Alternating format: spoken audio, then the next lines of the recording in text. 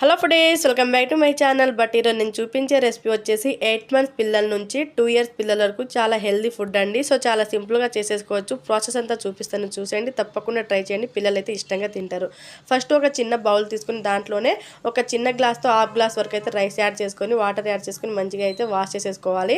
ఒక 2 or 3 times వరకు wash చేసుకొని ఆ రైస్లోనే 3 వరకు జీడిపప్పు వేసేసుకొని ఒక క్యారెట్ తీసుకొని ఆ క్యారెట్ని మంచిగా తురిమేసుకోవాలి. సో పైన పొట్టు అంతా తీసేసుకున్న తర్వాత సో మంచిగా తురిమేసుకోవాలండి. సో ఇలా తురమడం వల్ల మనకు క్యారెట్ అనేది మంచిగా కుక్ అయిపోద్ది, సాఫ్ట్గా పిల్లలు ఇష్టంగా తింటారు. సో చాలా అంటే చాలా హెల్దీ ఫుడ్ అండి. పిల్లలు చాలా అంటే చాలా హ్యాపీగా తింటారు. సో మా బాబు అయితే చాలా ఇష్టంగా తిన్నాడు. సో చాలా మెత్తగా కుక్ అవ్వాలండి. ఇక్కడ మనం పెడుతున్న ఇంగ్రీడియంట్స్ అన్ని చాలా మెత్తగా కుక్ అయిపోవాలి, సాఫ్ట్గా.